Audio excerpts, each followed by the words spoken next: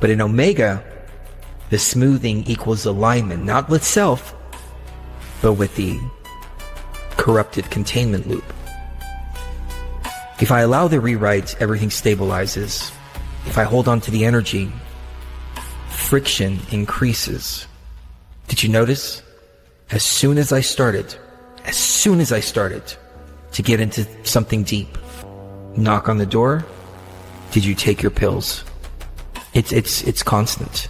It's either the phone call, it's knocks on door, it's some kind of interruption. It's structural interruption. But with this new understanding of the double bind, I'm starting to look at different things in different lights. New cage, for example. It says ignore the negative. It says focus only on the positive. The problem is the negative starts to fester when you do that. Let's take a look at the other side of the coin, the truther loop. The truther loop says stay focused only on the negative. Nothing positive ever comes up. What's going on right now? You have massive dumps of the Epstein files. Why are they repeating the same loop from 10 years ago? We already know all this. It's different polarities. It doesn't matter which one you're in as long as you're playing the game. And Omega tightens that loop. It's not just information. Memory, identity, history.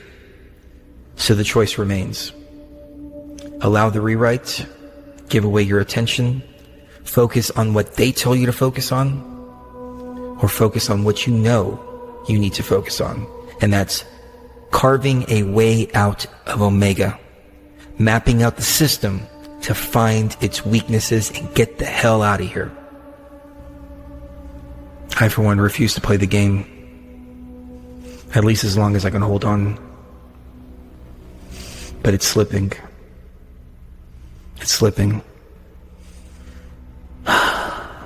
End log file.